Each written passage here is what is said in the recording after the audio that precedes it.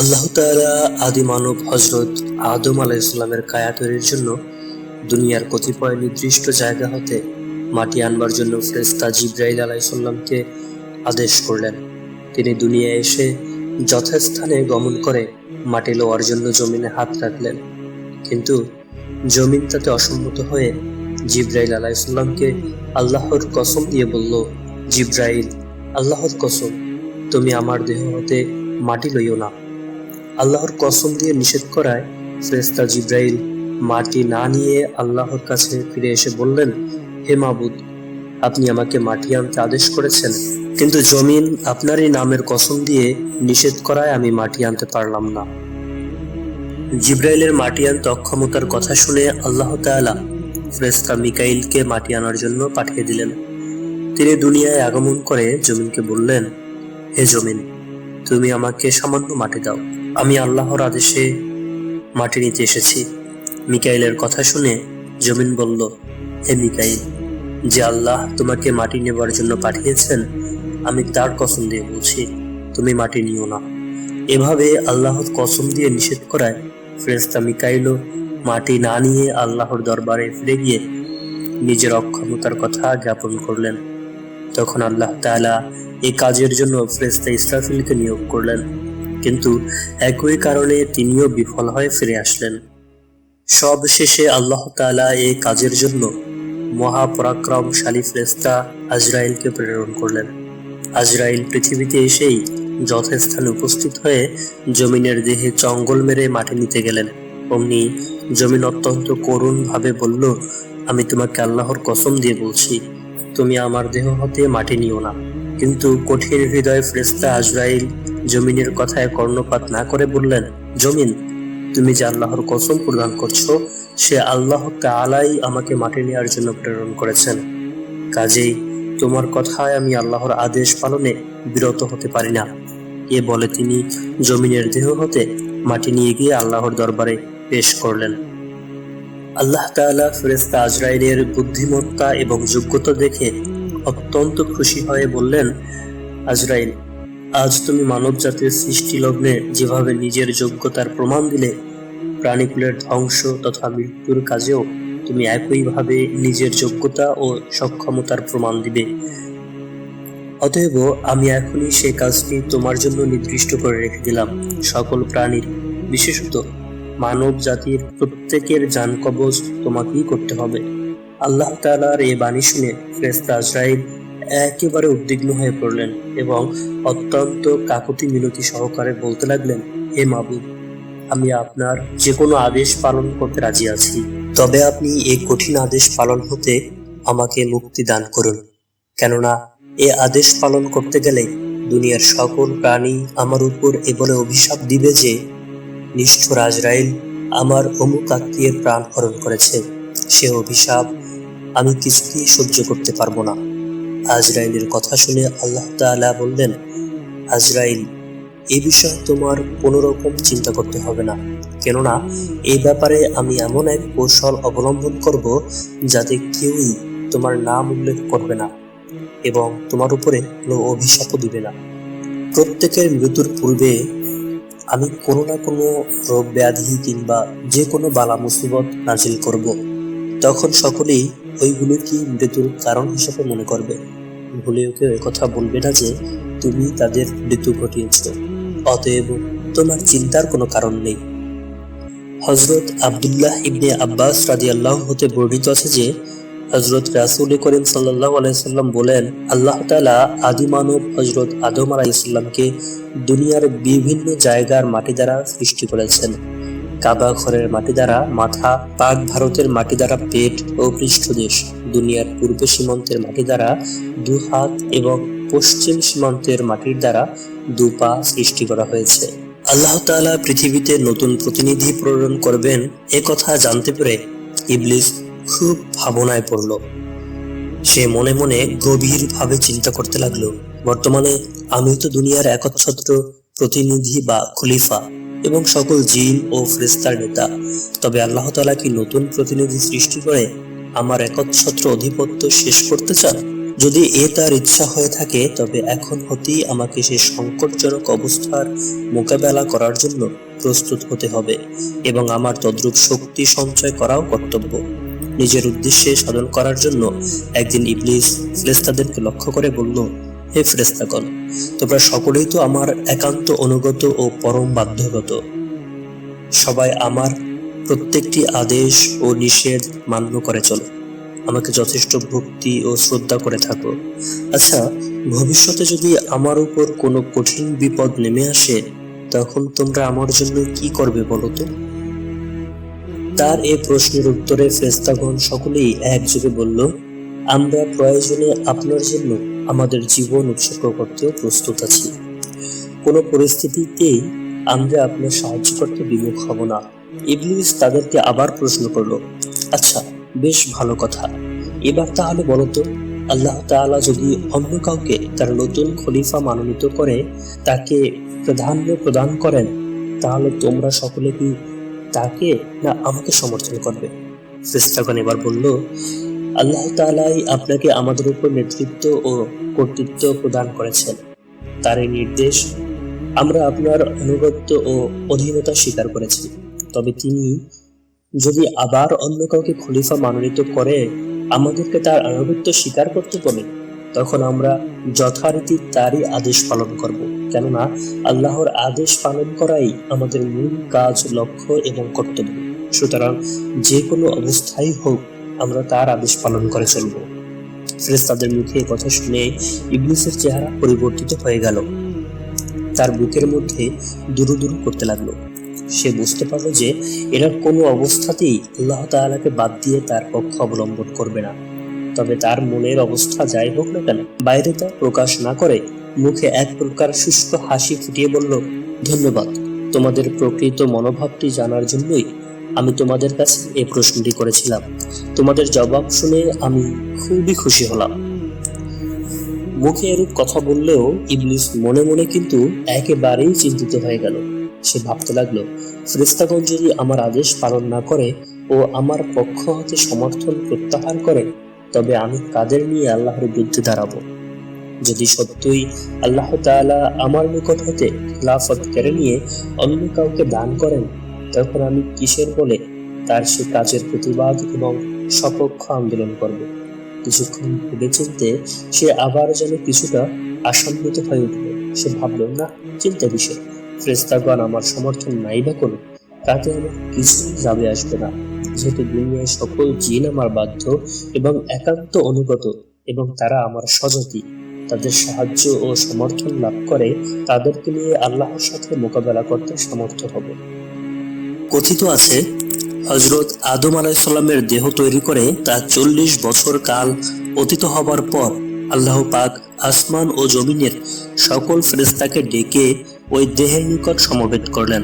এরপর তিনি রূহকে আদেশ করলেন, হে রূহ, তুমি আদমের ভিতরে প্রবেশ করো। রূহ আল্লাহর আদেশ অনুযায়ী হযরত আদম আলাইহিস সালামের দেহের মধ্যে প্রবেশ করতে উদ্যত হয়ে ভিতরে গাঢ় অন্ধকার দেখে ফিরে আসলো এবং আল্লাহর নিকট তা আরজ করলো। তখন আল্লাহ তাআলা হযরত আদম আলাইহিস সালামের কপালে নূরে মুহাম্মদী সাল্লাল্লাহু আলাইহি সাল্লাম সংযুক্ত করে দিলে আদম আলাইহিস সালামের সমস্ত দেহের ভিতর ও বাইরে উজ্জ্বল হয়ে উঠল। তখন রূহ আনন্দে উক্ত দেহের ভিতরে প্রবেশ করলো। রূহের ভিতরে প্রবেশ করা মাত্রই হযরত আদম আলাইহিস সালাম এর দেহ নড়ে উঠল এবং সঙ্গে সঙ্গে একটি হাঁচি হলো। হাঁচি হওয়ার সঙ্গে সঙ্গে হযরত আদম আলাইহিস সালাম পাঠ করলেন, আলহামদুলিল্লাহ, প্রশংসা মাত্র আল্লাহ তাআলার জন্য। তখন মহা আল্লাহ রাব্বুল আলামিন বললেন, ইয়ারহামুকুল্লাহ, তোমাদের প্রতি আল্লাহ পাকের রহমত বর্ষিত হোক। ওই দিন হতে হযরত আদম আলাইহিস সালাম এবং তার বংশধরদের মধ্যে ওই প্রথা চিরদিন জারি রয়েছে এবং ভবিষ্যতে তা থাকবে। অর্থাৎ কেউ হাঁচি দিলে তার জবাবে বলতে হয় আলহামদুলিল্লাহ এবং যে তা শুনে সে বলে ইয়ারহামুকাল্লাহ। হযরত আদম আলাইহিস সালামের রূহ প্রাপ্ত হয়ে যখন উঠে দাঁড়িয়ে গেলেন তখন আল্লাহর নির্দেশে ফেরেশতাগণ বেহেশত হতে জরির পোশাক এনে তাকে পরিয়ে দিলেন এবং তাকে মূল্যবান সিংহাসনে উপবেশন করালেন। এরপর আল্লাহ তাআলা ফেরেশতাগণকে আদেশ করলেন, তোমরা আদমকে সিজদা করো। হযরত আদম আলাইহিসসালামকে সিজদা করার যে আদেশ দিয়েছিল তা ছিল ফেরেশতাদের জন্য আদমের প্রতি সম্মান ও তাজিম প্রদর্শনমূলক সিজদা, ইবাদতের সিজদা ছিল না, কারণ ইবাদতের সিজদা আল্লাহ ভিন্ন অন্য কারো জন্য আদৌ জায়েজ নয়। পবিত্র কুরআনের ভাষায় তা এভাবে বর্ণিত হয়েছে। আল্লাহ পাক বলেন, হে ফেরেশতাগণ, তোমরা সকলে আদমকে সিজদা করো। আদেশ অনুযায়ী সকল ফেরেশতা সিজদা করলো, কিন্তু ইবলিস সিজদা করলো না। সে আল্লাহর অহংকার ভরে আল্লাহর আদেশ অমান্য করলো, কেননা ইবলিসের ভিতরে কুফরি নিহিত ছিল। তখন আল্লাহ তাআলা ইবলিসকে লক্ষ্য করে বললেন, কোন বিষয়টি তোমাকে সিজদা করতে বারণ করলো যখন আমি স্বয়ং তোমাকে আদেশ করেছি? জবাবে ইবলিস বলল, আমি আদমকে কিছুতেই সিজদা করতে পারি না, কেননা আমাকে তুমি সৃষ্টি করেছ আগুন দ্বারা এবং আদমকে সৃষ্টি করেছ নিকৃষ্ট মাটি দ্বারা। তার কথা শুনে আল্লাহ বললেন, হে ইবলিস, তুমি বেহেশত হতে বের হয়ে যাও। নিশ্চয়ই বিতাড়িত হয়েছিল, আর রোজ কিয়ামত পর্যন্ত তোমার উপরে আমার অভিশাপ বর্ষিত হতে থাকবে। কারো কারো মতে ওই দিনই ইবলিসের ফেরেশতার মতো চেহারা পরিবর্তিত হয়ে তার ভিতরে শয়তানের চেহারা আত্মপ্রকাশ করলো। তার চোখ দুটো যথা জায়গা হতে নেমে বুকে চলে আসলো। সমগ্র চেহারা অত্যন্ত কাদাকার রূপ ধারণ করলো। তার শরীর হতে বেহেশতি পোশাক ও মাথা হতে বাদশাহী টুপি মুহূর্তে পড়লো এবং তার গর্দানে অভিশাপের বেড়ি ঝুলতে লাগলো। ফেরেশতাগণ 100 বছর ধরে সিজদার মধ্যে আল্লাহ পাকের তাসবিহ তাহলিল পাঠ করে মাথা উঠালো। পরে উক্ত রূপ দুর্দশা অবলোকন করে ভয়ে এবং আল্লাহর প্রতি কৃতজ্ঞতা জ্ঞাপনের উদ্দেশ্যে তারা আবার সিজদায় পড়ে গেল। বলা বাহুল্য যে তাদের প্রথম সিজদা ছিল আল্লাহর আদেশ পালনের জন্য এবং দ্বিতীয় সিজদাটি ছিল তাদের নিজেদের তরফ হতে আল্লাহর প্রতি কৃতজ্ঞতা বা শুকর জানানো স্বরূপ। যেহেতু তাদের অবস্থা ইবলিসের মতো দুর্দশাগ্রস্ত ও অভিশপ্ত হয়নি। উল্লেখ্য যে ফেরেশতাদের সেদিনকার ওই দুটি সিজদাই ছিল আমাদের নামাজের মধ্যে প্রত্যেক রাকাতে দুটি করে সিজদা করার কারণ স্বরূপ। যখন আল্লাহ তাআলা ইবলিসকে লক্ষ্য করে বললেন, হে মরদুদ, তুই চিরদিনের জন্য আমার রহমত হতে দূরে হয়ে গেলি, বেহেশত তোর জন্য নিষিদ্ধ হয়ে গেল, তুই এই মুহূর্তে বেহেশত হতে বের হয়ে যা। ইবলিস বলল, হে মাবুদ, আমি সুদীর্ঘ লক্ষ লক্ষ বছর ধরে তোমার ইবাদত বন্দেগী করে আসছি, তার কি কোনো ফলই আমি পাবো না? আমার প্রতি এরূপ সাজা প্রদান করা কি তোমার ইনসাফ হবে? আল্লাহ তাআলা তখন ইবলিসের নিজের হাতে লিখিত লিপিখানা ইবলিসের সামনে তুলে ধরলেন। ইবলিস তা পাঠ করে একেবারেই নিরাশ এবং হতাশ হয়ে পড়ল। তবু সে আল্লাহর দরবারে এরূপ কথা বলতে ছাড়ল না যে, হে প্রভু, আমার সুদীর্ঘ লক্ষ লক্ষ বছর ইবাদতের বিনিময়ে আমি কি কোনো কিছুই পাবো না? তা সবই বিফলে যাবে। তখন আল্লাহ তাআলা বললেন, হে পাপিষ্ঠ শয়তান, বল, তবে তুই কি চাস? একমাত্র বেহেশত ব্যতীত তুই আমার নিকট যা কিছু চাবি আমি তোকে তাই দিয়ে দেব, কেননা কোনো দোয়াকারের দোয়াই আমি ফেলে দেই না, বরং মঞ্জুর করি। তখন ইবলিস বলল, হে প্রভু, যখন আমার ভাগ্যে আর কোনোদিনই বেহেশত হবে না, তখন তোমার নিকট আমার একটি দোয়া, এই যে তুমি আমাকে রোজ কিয়ামত পর্যন্ত হেদায়েত দান করো। আল্লাহ তাআলা জবাবে বললেন, যাও ইবলিস, তোমার হায়াত আমি রোজ কিয়ামত পর্যন্ত বাড়িয়ে দিলাম। এবার ইবলিস বলল, হে মাবুদ, তোমার নিকট আমার দ্বিতীয় দোয়া এই যে আমাকে তুমি এমন ক্ষমতা দান করো যাতে আমি তোমার সকল সৃষ্টি ব্যক্তি ও বস্তুকে দেখতে পারলেও আদম সন্তানগণ যেন আমাকে কখনো দেখতে না পারে, আর আমি যেন নিজের ইচ্ছা মতো যখন যেমন রূপ ধারণ করতে চাই তা যেন পারি। আল্লাহ তাআলা জবাব দিলেন, যাও ইবলিস, আমি তোমার এ দোয়াও কবুল করলাম। পাপিষ্ঠ ইবলিস এভাবে আল্লাহ তাআলার নিকট হতে অসীম শক্তির অধিকারী হয়ে এবার আল্লাহ তাআলাকে লক্ষ্য করে বললেন, হে প্রভু, তুমি জেনে রাখো, আমি তোমারই শপথ করে বলছি যে আদমের কারণে আমার সারা জীবনের ইবাদত শেষ হয়ে গেল, আমি চিরদিনের জন্য তোমার নিকট ঘৃণিত ও অভিশপ্ত হয়ে গেলাম। জীবনের পরম লক্ষ্য তোমার সন্তুষ্টি ও বেহেশতে বাস হতে বঞ্চিত হলাম। সে আদমের প্রতি ও তার বংশধরদের প্রতি এর চরম প্রতিশোধ না নিয়ে কিছুতেই ছাড়ব না।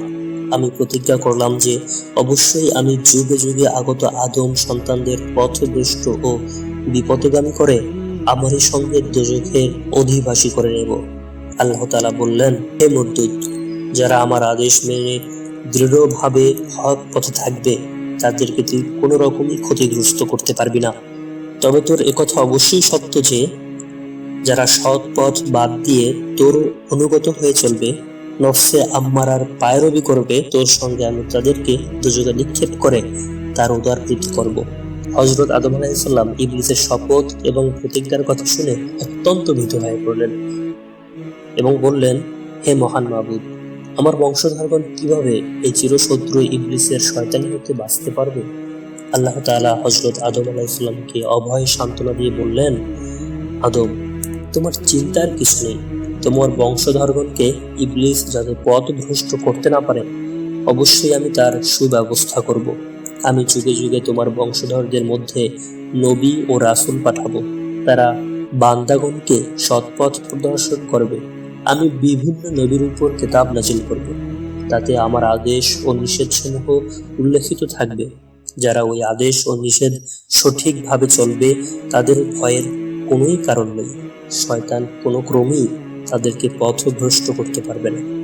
ইবলিস এ সময় আল্লাহ তাআলার নিকট বললেন, ওহে মাবুদ, আমি আর বেহেশতে থাকতে পারবো না তা তো নিশ্চিত। তবে তুমি পৃথিবীতে আমাকে আরো সুবিধা সৃষ্টি করে দিতে পারো নাকি? আল্লাহ বললেন, বল, তুই আরো কি ধরনের সুযোগ সুবিধা চাস? ইবলিস বললেন, তুমি তোমার বান্দা আদমের বংশধরদের জন্য নবী রাসূল এবং কিতাব পাঠিয়ে তাদের সাহায্য করবে।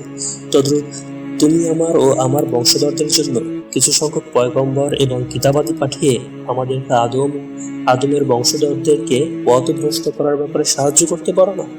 আল্লাহ তাআলা বললেন, হে পাপিষ্ঠ, পৃথিবীতে পাপচারী শাসক ও নেতাগণ এবং দুর্নীতি ও খারাপ, অশ্লীল ও জঘন্য পুস্তকাদি তোর পক্ষে পয়গম্বরের এবং অধর্ম পুস্তকের কাজ করবে। এরপর হযরত আদম আলাইহিস সালাম আল্লাহর নিকট আরজ করলেন, হে মাবুদ, আমি আমার সন্তানগণকে কিভাবে সৎপথে রাখবো? আল্লাহ বললেন, নামাজের রক্ত হওয়া মাত্র মুয়াজ্জিন দ্বারা মসজিদে আযান দেওয়া হবে। যারা আমার অনুগত ও বাধ্যগত বান্দা হবে, তারা আযানের ধ্বনি শোনা মাত্র ব্যস্ত ব্যাকুল হয়ে ইবাদত করার জন্য মসজিদের দিকে ধাবিত হবে এবং সেখানে গিয়ে ইবাদত, বন্দেগী, তাসবিহ, তাহলিল রত হবে। এবার ইবলিসও আল্লাহর দরবারে দোয়া জানালো যে, হে প্রভু, তুমি আমার বাধ্যগত অনুগত দলবলদের মধ্যে আযানের অনুরূপ একটা প্রচলন করে দাও, যাতে আমার কাজ করতে সুবিধা হয়। আল্লাহ তাআলা জবাব দিলেন, হে ইবলিস, দুনিয়ার গান বাজনা এবং গান বাজনার বিভিন্ন বাদ্যযন্ত্র সমূহই তোর পক্ষে আযান দেওয়ার কাজ করবে। তার মাধ্যমে বহু সংখ্যক বান্দা সুপথ বাদ দিয়ে তোরই দেখানো কুকাজে আকৃষ্ট হবে। তখন ইবলিস বলল, হে আল্লাহ, আমার প্রতি তোমার এরূপ অনুগ্রহের জন্য আমি যথেষ্ট কৃতজ্ঞতা জ্ঞাপন করেছি। এবার আমি সুনিশ্চিত রূপে বলতে পারি যে নিঃসন্দেহে আদমের বংশধরদের অধিকাংশ লোকই সৎ পথ হতে আমার অনুগত অসৎ পথের অন্তর্ভুক্ত করে নিতে পারবো। তারপর সে হযরত আদম আলাইহিস সালামকে লক্ষ্য করে বলল, আদম, আমি আল্লাহ তাআলার নিকট হতে যেসব সুযোগ সুবিধা পেলাম, তাতে তোমার বংশধরদের কিছুতেই এমন সাধ্য হবে না যে আমার ছলনা ও প্রতারণা হতে রক্ষা পেতে পারে। এ সময় আল্লাহর নির্দেশে ফেরেশতাগণ ইবলিসকে গ্রেফতার করে বেহেশত হতে বের করে দুনিয়ার সবচেয়ে গভীর সাগরের নিচে একটি ক্ষুদ্র প্রকোষ্ঠে শতাধিক বছর ধরে বন্দী করে রাখলো। শতাধিক বছর পর্যন্ত আলো বায়ুহীন এই অন্ধকারময় ক্ষুদ্র প্রকোষ্ঠে আবদ্ধ থাকার পর যখন ইবলিস সেখান হতে মুক্ত হয়ে আসলো, তখন তার কদাকার চেহারা আগের চেয়েও কদাকার ও কুৎসিত হয়ে গেল।